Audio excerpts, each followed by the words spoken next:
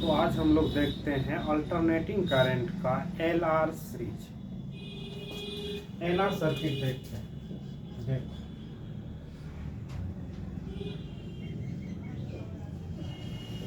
Series LR circuit.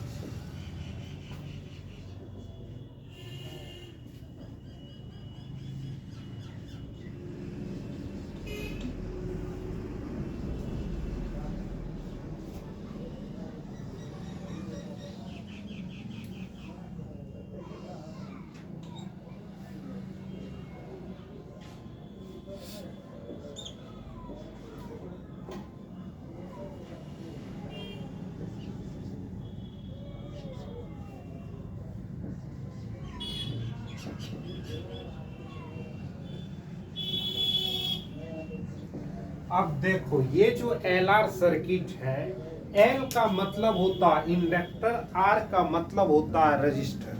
तो LR circuit इसीलिए इसका नाम पड़ा कि इंडक्टर और रजिस्टर को किस में जोड़े हैं, सीरीज में जोड़े हैं। अब इस क्वेश्चन में आता है कि हमको निकालना क्या क्या है। ये देखो फर्स्ट पॉइंट पर तुमको निकालना है V एट टाइम, मतलब वह टोटल पोटेंशियल टाइम के साथ निकालना है। 2 नंबर V विथ L, मतलब इंडक्टर का पोटेंशियल निकालना है with time, VL with time, time के सापेक्ष में इंडक्टर का पोटेंशियल निकालना है। और थर्ड है तुम्हारा VR with respect to time, मतलब रेजिस्टेंस का भी पोटेंशियल निकालना है। तो 3 पोटेंशियल तुम्हारे सामने आया कि ये 3 पोटेंशियल निकालना है। कौन कौन? सर्किट का टोटल पोटेंशियल, सिर्फ हमारे पास करंट दिया हुआ है अल्टरनेटिंग करंट में I equal to I naught sine omega t. जब को निकालना क्या चीज है, 3 चीज निकालना, पोटेंशियल ऑफ अल्टरनेटिंग सोर्स का, उसके बाद इंडक्टर का पोटेंशियल निकालना, रजिस्टर का पोटेंशियल निकालना। ये 3 चीज में हुआ। इसके बाद देखते हैं हमको और क्या क्या चीज की जरूरत पड़ेगा। इसका इम्पीडेंस निकालना है, जेड इम्पीडेंस निकालना है, फेज फाई का वैल्यू निकालना है, फेज फाई निकालना है। और उसके बाद हमको और जो जरूरत पड़ेगा, एक्सएल का तो वैल्यू जानते हो, इंडक्टर का जो रेजिस्टेंस होता है वो क्या होता है, सिंपली एक्सएल होता है, जिसका वैल्यू ओमेगा एल होता है। इतना चीज को हमको मेनली निकालना है। इसमें एक एक करके हम देखते हैं। जैसे फर्स्ट में हम देखते हैं जेड का वैल्यू, जेड निकालते हैं। इसको पॉज करके लिख लेना। चलो जेड निकालते हैं।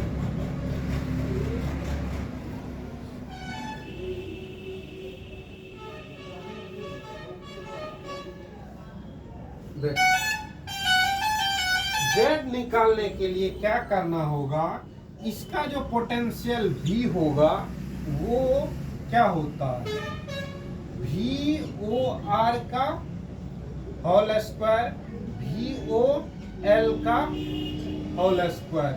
ओ मतलब क्या होता है, पीक वैल्यू, रजिस्टर है तो R लगा दिए, L इंडक्टर है तो L लगा दिए। अब देखो यहां से इसको क्या लिख सकते हैं, I नॉट स्क्वायर और R स्क्वायर। इसको क्या लिख सकते हैं, I नॉट स्क्वायर और XL का स्क्वायर। क्या बात हो, और हाँ क्या,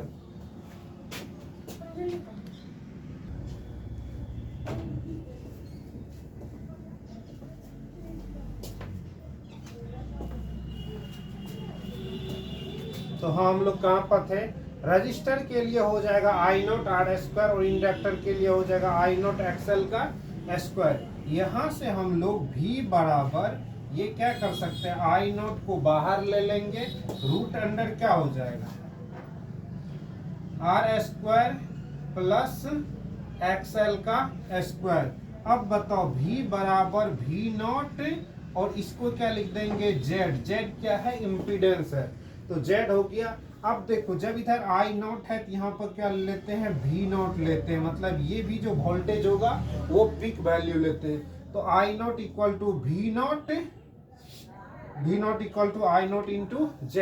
तो यहाँ से Z का वैल्यू क्या निकला, V not upon I not. और उसके बाद जेड का दूसरा फॉर्मूला निकल गया √r² प्लस XL का स्क्वायर। और एक बात, L का वैल्यू क्या होता है ओमेगा L, L का वैल्यू क्या होता है ओमेगा।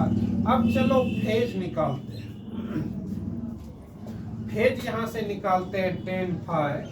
तो tan phi के लिए हमको क्या करना होगा, एक ग्राफ बनाते हैं। ग्राफ देखते हैं, ये है किसका, ये है रजिस्टर का, ये किसका है इंडक्टर का।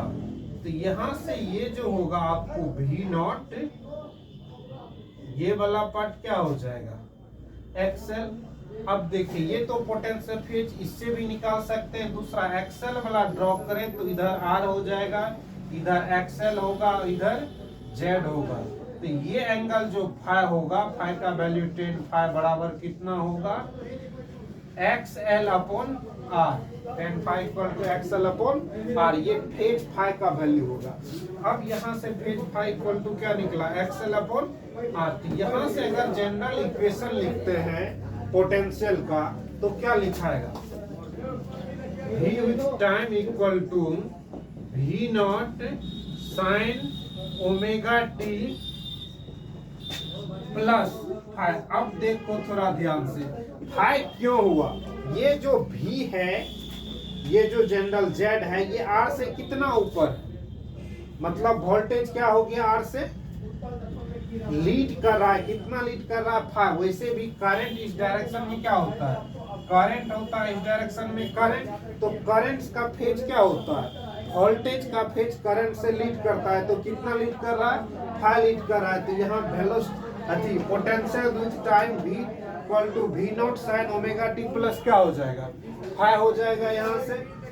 तो यहाँ से V0 का value V0 sin omega t plus क्या हो गया हाँ, ये हो गया पोटेंशियल का विथ टाइम के रेस्पेक्ट में। अब रेजिस्टेंस का पोटेंशियल निकालते हैं V R के लिए विथ टाइम। तो ये तो आपको पता ही है कि जो करंट का होता है वही रजिस्टर का होता है, जो करंट का होता है वही किसका होता है पोटेंशियल रजिस्टर का। तो यहाँ से क्या निकलेगा V0 R sin omega t, ये किसका पोटेंशियल निकला रजिस्टर का पोटेंशियल निकला। अब हम लोग किसका पोटेंशियल निकालते इंडक्टर का। तो इंडक्टर का देखिए करंट से कितना फेज आगे है 90 डिग्री लीड करता है। वोल्टेज का फेज करंट से कितना लीड करता है 90 डिग्री लीड करता है। यहाँ पे जब हम इंडक्टर का पोटेंशियल लिखेंगे तो VOL sin ओमेगा टी तो होगा ही फेज, लेकिन प्लस कितना डिग्री होगा 90 डिग्री फेज शिफ्ट होगा। प्लस कितना डिग्री होगा 90 डिग्री। तो वोल्टेज का पोटेंशियल आ गया। तो अब देखिए क्या क्या आ चुका है, वोल्टेज का पोटेंशियल आ चुका है, रेजिस्टेंस का पोटेंशियल आ चुका है। Total potential V equal to V0 sin omega t plus क्या आ चुका है फाई। ये पोटेंशियल आ चुका है। टोटल पोटेंशियल इंडक्टर का पोटेंशियल, कैपेसिटर का पोटेंशियल, करंट हो चुका है, टोटल वोल्टेज आ चुका है, जेड इम्पीडेंस जेड आ चुका है और एक्सएल ओमेगा एल होता है। ठीक, तो इसको पॉज करके लिखो।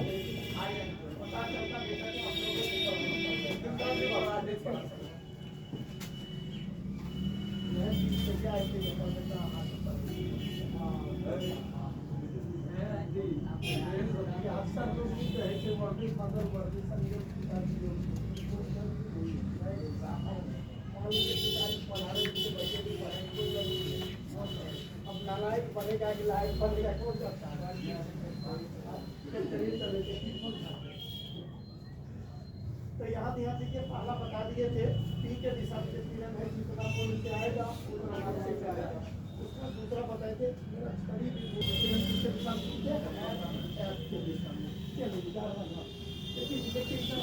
रंगा हुआ इसलिए इधर किरण नहीं आएगी। ये क्वेश्चन LR सर्किट बेस्ड है। किस क्वेश्चन क्या है LR सर्किट, मतलब इंडक्टर रजिस्टर अल्टरनेटिंग करंट का सर्किट क्वेश्चन है। LR बेस्ड मतलब रजिस्टर और इंडक्टर बेस्ड क्वेश्चन है। इसमें सबसे फर्स्ट में हमको क्या निकालने का जरूरत है, XL निकालना होगा, XL निकालना होगा। XL के लिए क्या चाहिए, ओमेगा L होता है। XL का अगर हम फॉर्मूला देखें यहाँ से XL, तो XL का वैल्यू क्या होता है, ओमेगा L। क्वेश्चन देख करके बताओ क्या ओमेगा L दिया हुआ है, नहीं दिया हुआ है तो क्या करेंगे, यहाँ पर अवेलेबल है V equal to 200 sine omega t होता है। इसका मतलब इसको कंपेयर कर लेते हैं, V बराबर V0 साइन ओमेगा टी से हमको ओमेगा का वैल्यू 100 पाई आ जाएगा। तो यहाँ से XL इक्वल टू 100 पाई और टाइम टी का वैल्यू कितना है 2 पाई बाय 2 बाय पाई। यहाँ से पाई पाई कैंसिल आउट हो चुका है। XL इक्वल टू आया 200। XL का वैल्यू कितना आ चुका है 200। अब हमको Z निकालना है। Z के लिए क्या होता है formula, root under XL square plus R square. यहाँ से XL का वैल्यू कितना है 200 का स्क्वायर प्लस रेजिस्टेंस भी है 200 का स्क्वायर। यहाँ से क्या आ जाएगा हमारे पास R का वैल्यू आ जाएगा। इसको सिंपली हम लोग 200√2 लिख दें। ये किसका वैल्यू आ चुका है, Z का वैल्यू आ चुका है। अब हमको 10 फेज निकाल लेते हैं, क्योंकि जो भी वोल्टेज करंट और अल्टरनेटिंग वोल्टेज और इंडक्टर वोल्टेज का इक्वेशन लिखा जाएगा सब किस जगह क्या होगा, हमको फेज का जरूरत पड़ेगा। तो फेज निकालते हैं सबसे फर्स्ट 10 फाई निकालने के लिए क्या जरूरत पड़ेगा, ग्राफ का। तो चलो ग्राफ देखते हैं। ये है इंडक्टर। सबसे पहले क्या होता है, एक्स एक्सिस पर करंट होता है जो पोटेंशियल ऑफ रेजिस्टेंस से क्रॉस होता है, और ये क्या है वोल्टेज का। यहाँ पर अगर हम ग्राफ खींचते हैं तो ये क्या देगा, V0 होगा जो Z की ओर होता है, ये फेज होगा फाई, और ये वाला वैल्यू क्या होता है XL होता है। यहाँ से ड्रॉ कर दो तो 10 फाई इक्वल टू क्या हो जा रहा है XL upon R, XL upon R। XL का वैल्यू कितना आया 200, XL इक्वल टू 200 और resistance R equal to 200। Cancel out 1 हुआ, मतलब 10 फाई इक्वल टू 1। इसका मतलब phi equal to 45 degree. Angle phase phi equal to कितना हो गया 45 डिग्री। अब तुमको देखना है कि ये जो फेज 45 डिग्री निकला, ये किस चीज का फेज निकल चुका है, ये हम लोग टोटल सर्किट का फेज निकला है, ठीक। और इसके अनुसार हमारा क्या लिखा जाएगा, करंट का इक्वेशन लिखा जाएगा। तो करंट का इक्वेशन क्या होगा, पहली बात बताओ, ये रेजिस्टेंस की ओर करंट होता है जबकि वोल्टेज इस दिशा में है। हमारे इक्वेशन में जो क्वेश्चन है उसमें टोटल पोटेंशियल है। टोटल पोटेंशियल किस ओर होगा, Z एक्सिस पर होगा, Z की ओर होगा, इम्पीडेंस की ओर होगा, और रेजिस्टेंस यहाँ पर है। और करंट हमको किस एक्सिस में चाहिए, X एक्सिस वाला। तो ये फेज क्या है, लीड कर रहा है ना, पोटेंशियल का फेज करंट से क्या कर रहा है, लीड कर रहा है। फिर से इस बात को समझो कि हमारा 45 पर क्या है, वोल्टेज है। वोल्टेज किस पर 45 पर, करंट किधर होता है X एक्सिस में। करंट पोटेंशियल, रेजिस्टेंस का पोटेंशियल है, इस दिशा में करंट चाहिए, और फेज है वोल्टेज है इस दिशा में। तो कितना वोल्टेज लीड कर रहा है 45 डिग्री। कितना वोल्टेज लीड कर रहा है 45 डिग्री। तो यहाँ से हमको क्या चाहिए, आई अगर टाइम के साथ निकालते हैं तो I0 sign omega t minus क्या चाहिए, फेज प्लस होगा या माइनस होगा, माइनस होगा फाई। फेज क्या होगा -5 होगा। तो -5 का वैल्यू कितना निकला 45। I0 sign omega T. अब फेज 45 डिग्री किस में होगा, माइनस में होगा। अब हम I0 का वैल्यू निकालते हैं। I0 का वैल्यू निकालने के लिए क्या करना होगा, यहाँ निकाल लेते हैं। I0 equal to V0 upon Z। V0 का वैल्यू कितना है 200 और Z का वैल्यू 200√2। यहाँ से 200 कैंसिल 1/√2। तो यहाँ से I का टाइम के रेस्पेक्ट में क्या निकल चुका है आई नोट का वैल्यू आ चुका है 1 तो ऐसा फिक्स है root two sine omega t minus 45 degree. दर्पण में ये किसका फेज निकला? करंट का वैल्यू निकला विथ टाइम के रेस्पेक्ट में। करंट का वैल्यू निकला किसके रेस्पेक्ट में? टाइम के रेस्पेक्ट में। I t equal to 1/√2 sine omega t minus 45 degree. अब जब करंट निकल चुका है तो अब हमको क्या क्या चीज चाहिए? और पोटेंशियल चाहिए। किसके रेस्पेक्ट में? एक बार इंडक्टर के लिए, एक बार कैपेसिटर के लिए। अब मान के चलो वी आर लिखते हैं विथ टाइम, तो इसमें हमको क्या चाहिए? V naught sine. अच्छा एक बात बता दे, जो करंट का फेज होता है वही फेज किसके रेस्पेक्ट में रहता है? रेजिस्टेंस का वही फेज होता है। जो करंट का फेज होता है वही फेज किसका रहता है? रेजिस्टेंस का। यहाँ फेज निकालने का लफड़ा नहीं है हमारे पास। सीधे क्या हो जाएगा?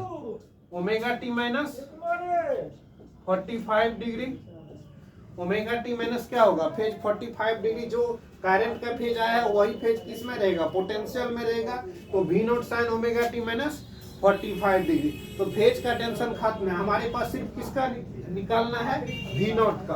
अब देखो वी नॉट निकालने के लिए किससे सापेक्ष है? रजिस्टर का। तो क्या करेंगे? करंट आई नॉट लेंगे और रजिस्टर का रेजिस्टेंस लेंगे। कितना अवेलेबल है? करंट का वैल्यू 1/√2 और इसका वैल्यू कितना है? 200। तो इसका मतलब 200 अपॉन √2। इसको सिंपली कैंसिल करेंगे तो क्या होगा? √2 से ऊपर नीचे गुना करेंगे, रैशनलाइज करेंगे। उसके बाद 100 प्रॉब्लम होगा तो कर देता हूं। देखो √2 अपॉन √2, तो यहाँ से √2 200 √2 अपॉन 2 कैंसिल हो गया, 100 √2 आ गया। तो वी आर का पोटेंशियल क्या निकला?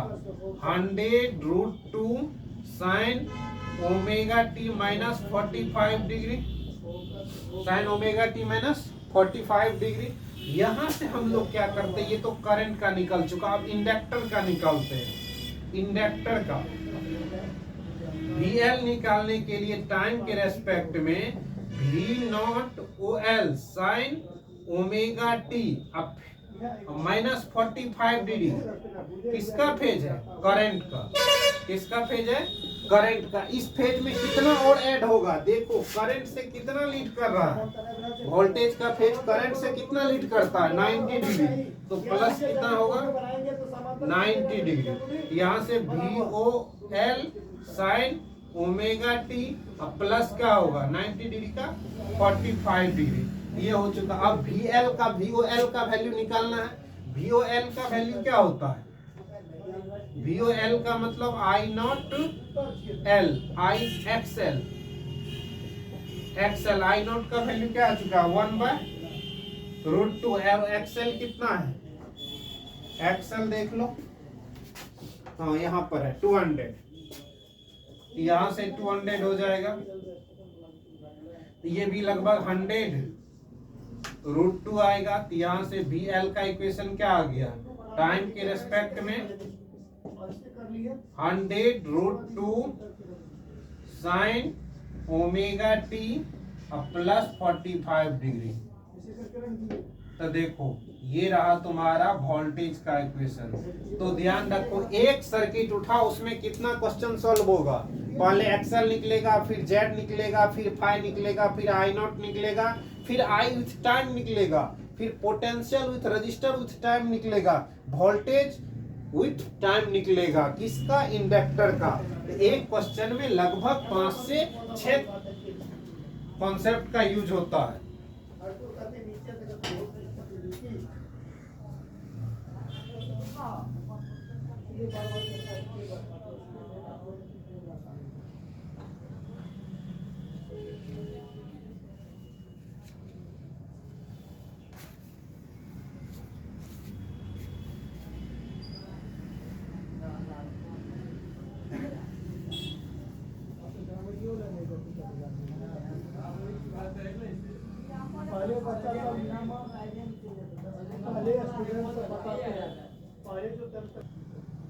सही है, यहाँ तक कोई दिक्कत?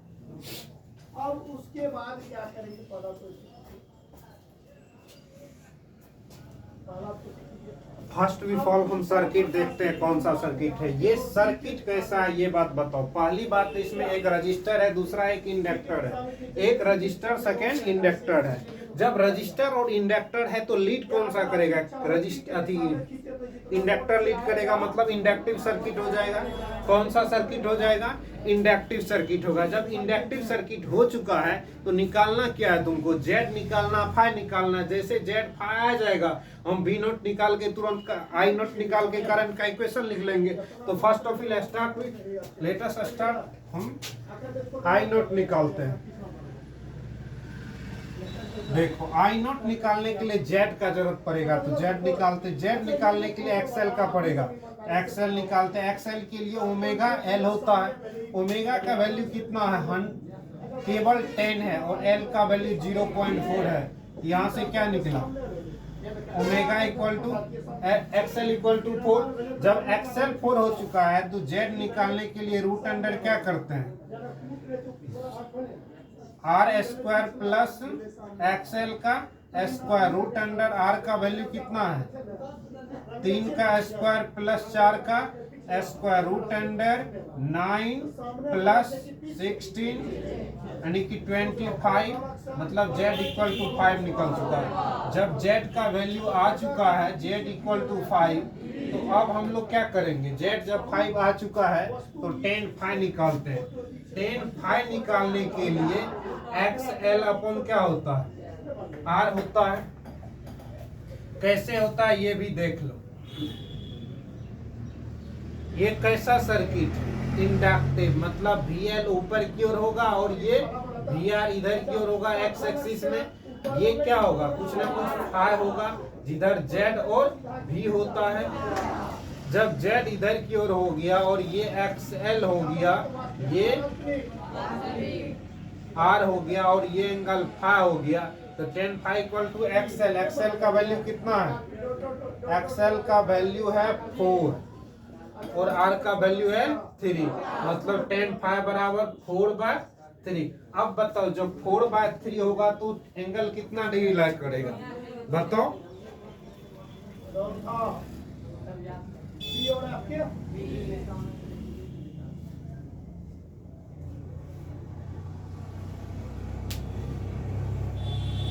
सोच लिया 4/3 के लिए एंगल कितना होगा?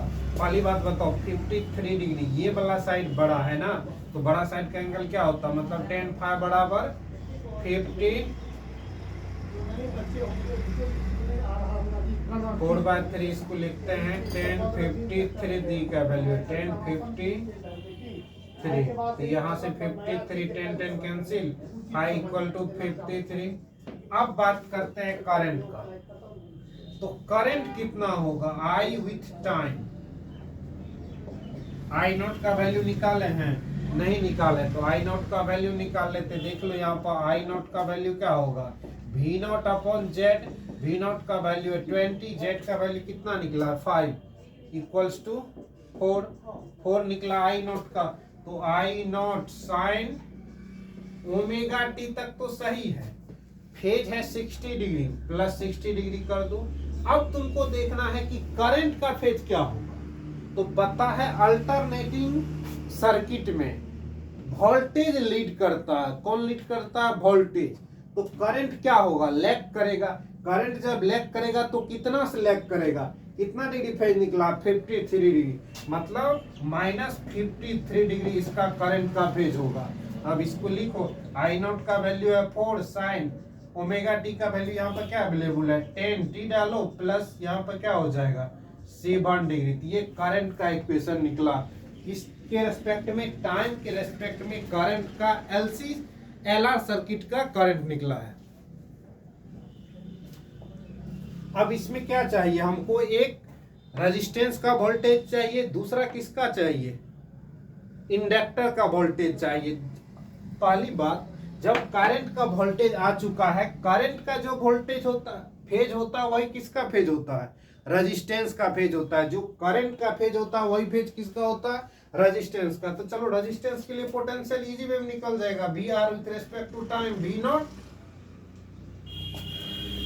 साइन अब देखो फेज में क्या लिखेगा, जितना करंट का है सीधा उठा के डाल दो 10 t प्लस 7 डिग्री। ये किसका फेज है, करंट का फेज अवेलेबल है, तो पोटेंशियल का भी वही फेज हो जाएगा। जब पोटेंशियल का वो फेज हो जाएगा तो यहाँ पर VOR, अब पोटेंशियल का पीक वैल्यू निकालना है। किसका निकालना है, पोटेंशियल का पीक वैल्यू। पोटेंशियल का पीक वैल्यू निकालने के लिए सिंपल है, आई नॉट इंटू क्या कर देंगे आर।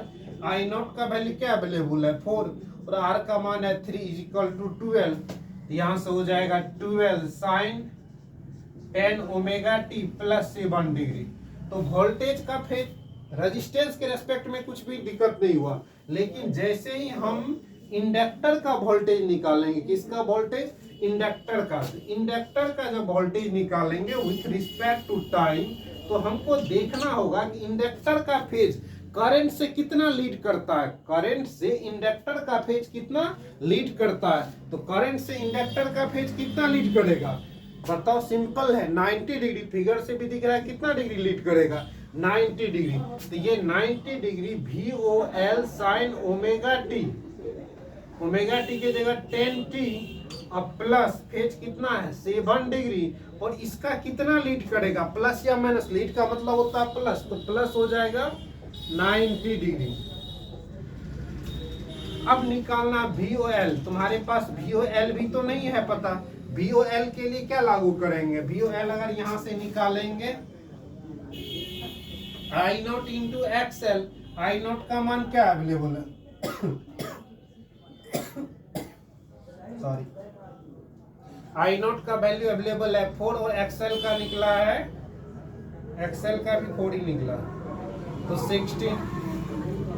16 साइन 10t प्लस 7 और 90 क्या 97 इतना डिग्री फेज हो जाएगा किसका, वोल्टेज का। और ये वोल्टेज विथ टाइम निकला इंडक्टर का, किसका, इंडक्टर का। इसको लिखो,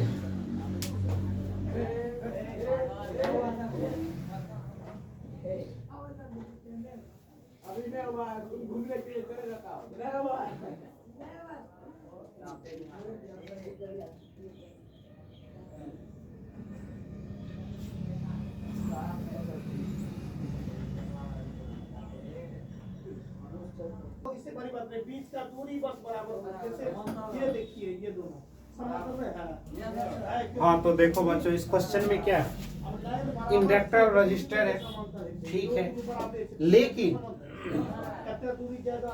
वोल्टेज नहीं दिया हुआ है, ये ध्यान दो।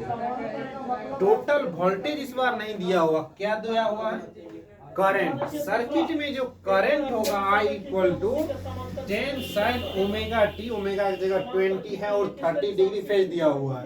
तो इस बार ये दिया हुआ है, वोल्टेज नहीं दिया हुआ है। तो सबसे पहले हमको क्या निकालना होगा, XL जरूरत होगा। सेकेंड में क्या किए हम, फोकस के दिशा में खींचे समांतर, फेज 5 निकालना होगा।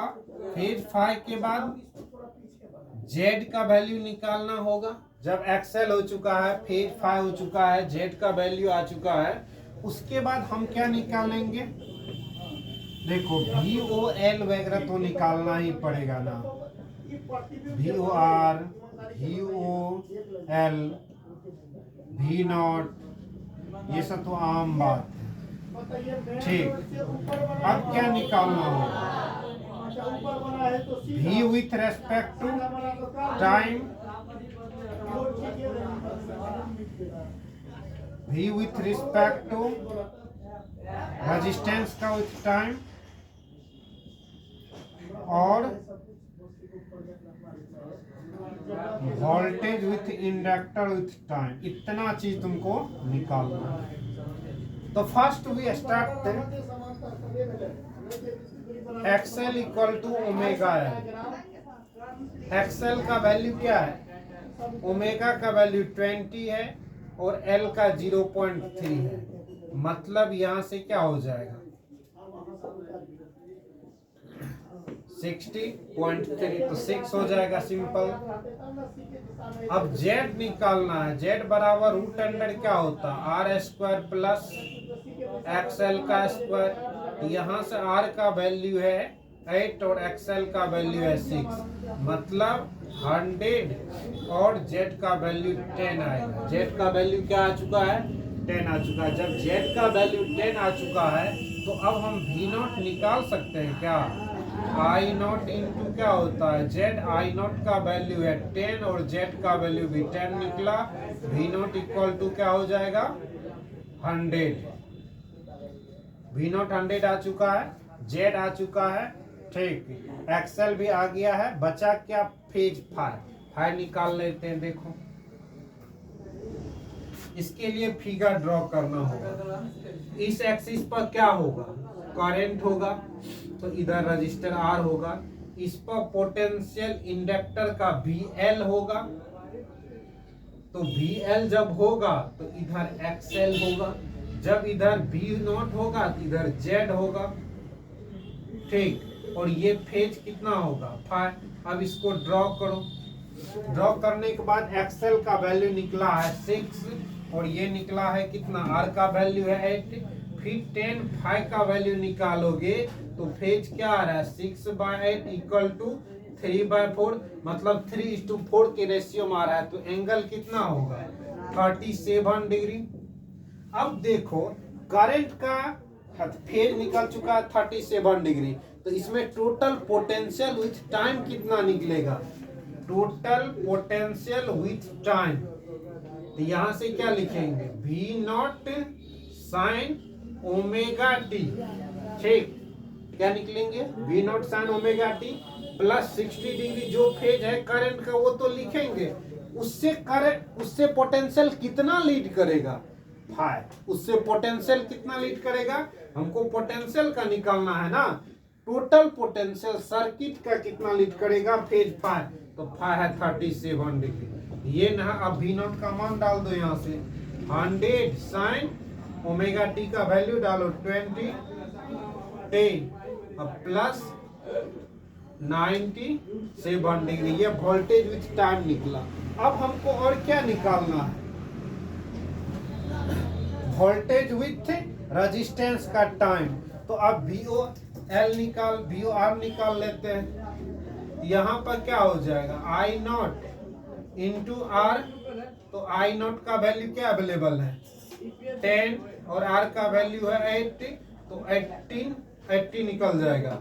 अब यहाँ से टाइम के रेस्पेक्ट में रेजिस्टेंस देखते हैं। VOR sign omega T. अब देखो जो पोटेंशियल रेजिस्टेंस का फेज में होता है वही फेज में करंट होता है, तो इसका फेज में तो कोई लफड़ा ही नहीं है। जो करंट का फेज है वही डाल दो।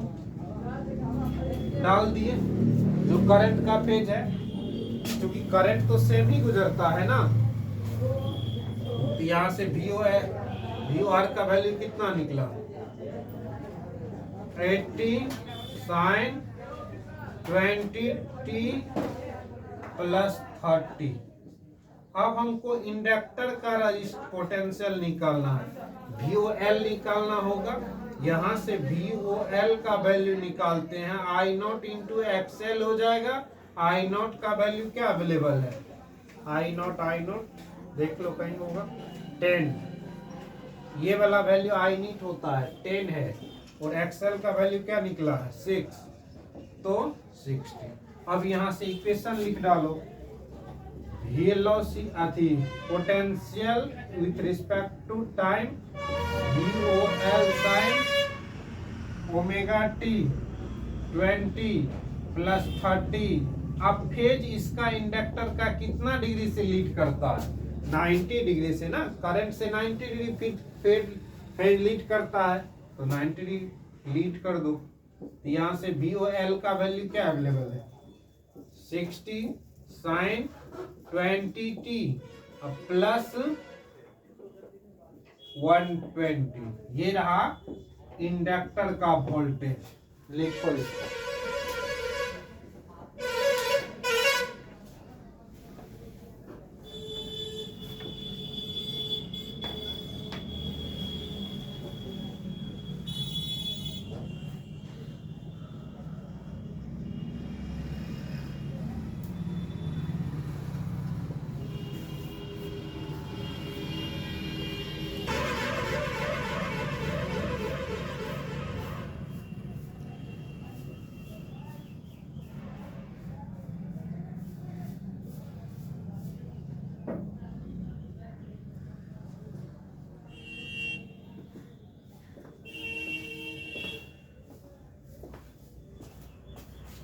हम लोग देख रहे हैं सीरीज आरसी सर्किट। पहले एलआर सर्किट देखे, अब आरसी सर्किट देखें। Series RC circuit. आर का मतलब क्या होता है? आर का मीनिंग रेजिस्टेंस और सी का मतलब कैपेसिटेंस। तो ऐसा सर्किट लेंगे जिसमें एक रेजिस्टेंस होगा और दूसरा एक कैपेसिटर होगा। इसमें एक अल्टरनेटिंग सोर्स लगा दिए, इसका सी है, इसका रेजिस्टेंस आर है। अब हमारे पास क्या अवेलेबल है? इसमें करंट आई बराबर आई नॉट साइन ओमेगा टी जा रहा है। तो इसमें निकालना है क्या? पहला एक्सी तो पता है, सबको निकालना होता है, जेड निकालना होता है, एक्सी निकालना होगा, जेड निकालना होगा, थर्ड फेज फाई निकालना होगा, ठीक। उसके बाद और जो निकालना है पोटेंशियल विथ टाइम निकालना होगा सर्किट का, पोटेंशियल रेजिस्टेंस का निकालना होगा विथ टाइम, पोटेंशियल इंडक्टर का टाइम निकालना होगा। इतना चीज निकालना होगा। फर्स्ट स्टार्ट करते हैं। यहां पर देखते हैं, एक चीज तो पता ही है कि VO नॉट स्क्वायर बराबर क्या होता है? रूट अंडर आर स्क्वायर या VO C का स्क्वायर प्लस VO R का स्क्वायर। पीक वैल्यू मतलब रेजिस्टेंस का, सर्किट का और कैपेसिटर का। तो यहाँ से इसको सिंपली लिख देंगे आई नॉट XC का square, I not R square. इसको यहाँ से लिख देंगे आई नॉट स्क्वायर बाहर, XC square plus R square. अब आई नॉट यहाँ से बाहर कर लेंगे तो क्या आ चुका है? आई नॉट बाहर हो चुका है, यहाँ पर XC का स्क्वायर प्लस R स्क्वायर। अब बता दो तुम कि ये आई नॉट और इसको क्या लिखा जाता है? जेड। इम्पीडेंस ये है ना, Z equal to impedance, Z equal to क्या होता है? Root under XC square plus R square.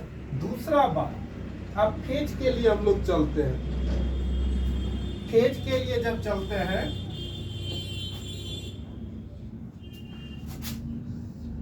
अच्छा, कैपेसिटेंस में करंट क्या होता है? करंट लीड करता, पोटेंशियल लैग करता है। मतलब करंट होगा एक्स एक्सिस पर और पोटेंशियल होगा नेगेटिव वाई एक्सिस में, मतलब VC इस डायरेक्शन में होगा। और इसका फेज कुछ इस टाइप से जेड लाइक करेगा या V लाइक करेगा, ठीक। यहां से हम लोग ये फेज मान लेते हैं फाई। क्या मान लेते हैं? Phase phi. इधर होगा R और इधर होगा XC। XC का वैल्यू पता है ना? XC का वैल्यू नहीं पता है तो मैं बता देता हूँ, 1/ωc होता है। यहाँ से रूट एंड यहाँ से जब इस ट्रायंगल को कंप्लीट करेंगे तो tan फाई बराबर दिखेगा क्या? XC upon R। ये फाई का वैल्यू, tan फाई का वैल्यू यहाँ से निकल जाएगा। अब हम लोग V नॉट का वैल्यू निकाल लेते हैं। तो V नॉट का वैल्यू किससे निकलता? आई नॉट जेड से। इक्वेशन लिखे टोटल पोटेंशियल विथ टाइम, तो लिखाएगा V not sine omega t, ठीक है, ओमेगा टी तक। लेकिन फेज क्या होगा? माइनस होगा। क्यों होगा माइनस? करंट लीड करता, पोटेंशियल लैग करता है, करंट लीड करता है, तो माइनस फेज फाई हो जाएगा। ये रहा टोटल पोटेंशियल ऑफ सर्किट। यहीं पर पोटेंशियल विथ रेजिस्टेंस निकालना है टाइम, तो VOR मतलब रजिस्टर का पीक वैल्यू और साइन ओमेगा टी। और बता दे जो करंट होता वही करंट का फेज ना ही पोटेंशियल से गुजर रहा है। तो करंट का फेज और पोटेंशियल का फेज दोनों क्या होता है? रजिस्टर के क्रॉस सेम होता है। इसका भी ओमेगा टी ही आएगा। अब हमारे पास क्या आ चुका है? पोटेंशियल करंट आ चुका है। कैपेसिटेंस का फेज का, कैपेसिटेंस का पोटेंशियल विथ टाइम निकालें तो VOC साइन ओमेगा टी। अब फेज में क्या होगा? पता है पोटेंशियल में वोल्टेज लैग करता, मतलब -90 डिग्री होगा, तो इसका फेज क्या लिखाएगा? -90 डिग्री। ये रहा आपको आरसी सर्किट का resistance XC, Z impedance, phase phi, potential circuit का, पोटेंशियल रजिस्टर का, पोटेंशियल इंडक्टर का, ये टोटल चीज निकल गया। इसको लिख लो।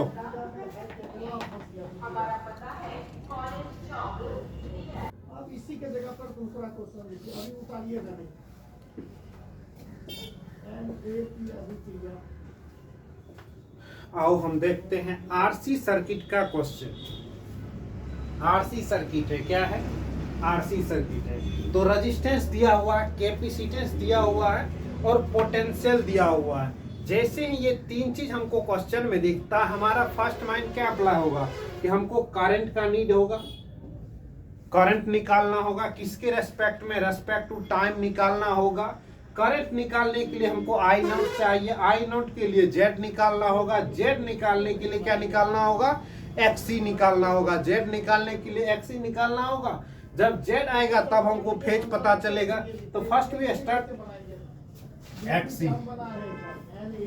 एक्सी का वैल्यू क्या होता है? 1/ओमेगा सी। ध्यान देना, 1/ओमेगा सी। ओमेगा का वैल्यू यहाँ से निकालो, V naught sine omega t को कंपेयर करके। तो यहाँ से ओमेगा टी निकाल लेते हैं। 10 टू द पावर क्या है? 4। सी का वैल्यू 25 माइक्रोफराड, मतलब 10 टू द पावर -6। यहाँ से XC equal to 1/10 to the power 4 into 10 to the power 25 10 to the power -6। तो ये यहाँ से क्या हो जाएगा? यहीं पर डायरेक्ट कर देता हूँ। 4 और -6 चला गया तो सीधे 20 इंटू 10 टू द पावर -2। ये नीचे से ऊपर जाएगा तो 2/25 इज इक्वल टू 4। एक्सी का वैल्यू निकल गया 4। जब एक्सी का वैल्यू निकल गया 4 तो अब यहाँ से जेड निकाल लो, root under R square plus एक्सी का स्क्वायर, इसका मतलब 4 3 का स्क्वायर प्लस 4 का square, root under 25 is equal to Z का वैल्यू 5। जब जेड निकल चुका है तब आई नोट का वैल्यू निकाल लो। I naught equal to V naught upon क्या होता है? जेड। वी नोट का मान है 10/5 इक्वल्स टू 2। आई नोट निकल चुका। जब आई नोट निकल चुका तब फेज फाई निकालो। 10 फाई के लिए हमको फिगर ड्रॉ करना पड़ेगा। कौन सा सर्किट है? कैपेसिटिव सर्किट है। जब कैपेसिटिव सर्किट है तो करंट होगा एक्स एक्सिस में और पोटेंशियल वीसी होगा किस एक्सिस में? वाई एक्सिस में। मतलब इधर की ओर क्या होगा? एक्सी होगा और फेज नीचे की ओर फाई होगा। इस फाई का वैल्यू कैसे निकलेगा? एक्सी और आर से। 10 phi equal to XC upon R. यहाँ पर देख रहे हैं एक्सी का वैल्यू, एक्सी का वैल्यू इज इक्वल टू 4 है और आर का वैल्यू क्या है? 3। मतलब 1057 डिग्री। 10 कितना डिग्री हो जाएगा? 1053 डिग्री। ये निकल चुका है फेज फाई का वैल्यू। अब जब फेज निकल चुका है तो अब क्या निकालना होगा? करंट का इक्वेशन लिखते हैं। चलो, with respect to time I naught sine omega T अब plus phase phi. General formula यहाँ पर आई नॉट का वैल्यू डाल दो 2 साइन ओमेगा का वैल्यू कितना है? 10 टू द पावर 4 टी भी होगा ना, टी प्लस 30 डिग्री। ठीक, अब माइनस कितना डिग्री फेज होगा? पोटेंशियल सर्किट में पोटेंशियल दिया हुआ है जो क्या करता है? लीड करता है। पोटेंशियल क्या करता है? करंट से लैग करता है। तो करंट का जब फेज निकाल रहे हैं तो क्या होगा? प्लस कितना डिग्री हो जाएगा? 53 डिग्री। 53 डिग्री तुम्हारा इसमें प्लस हो जाएगा। तब यहाँ से क्या निकला? 2 sine 10 to the power 4 t 30 50 83 degree. इतना निकला करंट का इक्वेशन। अब करंट निकल चुका है तो रेजिस्टेंस विद वोल्टेज निकाल, वोल्टेज विथ रेजिस्टेंस निकालो। टाइम का सीधा है V naught sine omega t और जो इसका फेज है करंट का वही फेज क्या हो जाता है? रजिस्टर में रह जाता है। ठीक, तो अब वी नॉट का वैल्यू क्या होगा? I naught R. I naught equal to यही लिख देता हूँ वी ओ आर का, आई नॉट का इंटू आर। आई नॉट 2 है और ये 3 है तो इक्वल टू 6 हो गया। तो 6 sine 10 to the power 4 plus t plus होगा पढ़ाई लिखाई कर रहे 83 डिग्री। अब निकालते हैं इंडक्टर का विथ रिस्पेक्ट टू रेजिस्टेंस। यहाँ से क्या होगा, V O L sine omega t. Omega t का कितना फेज निकला, देखो करंट का जो फेज निकला उससे कितना डिग्री लैग करेगा पोटेंशियल इन कैपेसिटर में। कैपेसिटर में करंट का निकल चुका है ना, इससे 90 डिग्री लैग करेगा। तो करंट का कितना अवेलेबल है फेज, माइनस हो जाएगा 90 डिग्री।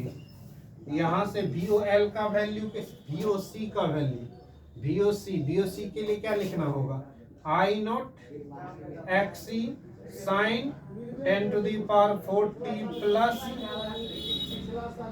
प्लस नहीं माइनस हो जाएगा -7 डिग्री। और यहाँ पर I का वैल्यू X, I नॉट का वैल्यू है 2 और XC का वैल्यू कितना है, XC का वैल्यू है 4। इतना sine 10 to the power 40 -7 degree, इसको मतलब 8 sine 10 to the power 40 -7 degree. ये आपका क्या निकला, आंसर आया। कोई दिक्कत है इसमें, इसको लिखो। हर साल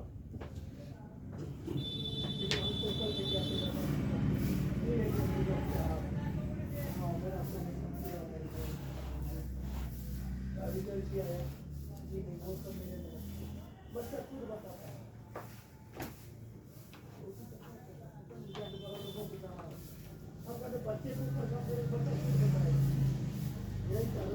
और कुछ बचा इसमें, कुछ नहीं लिख लो टोटल।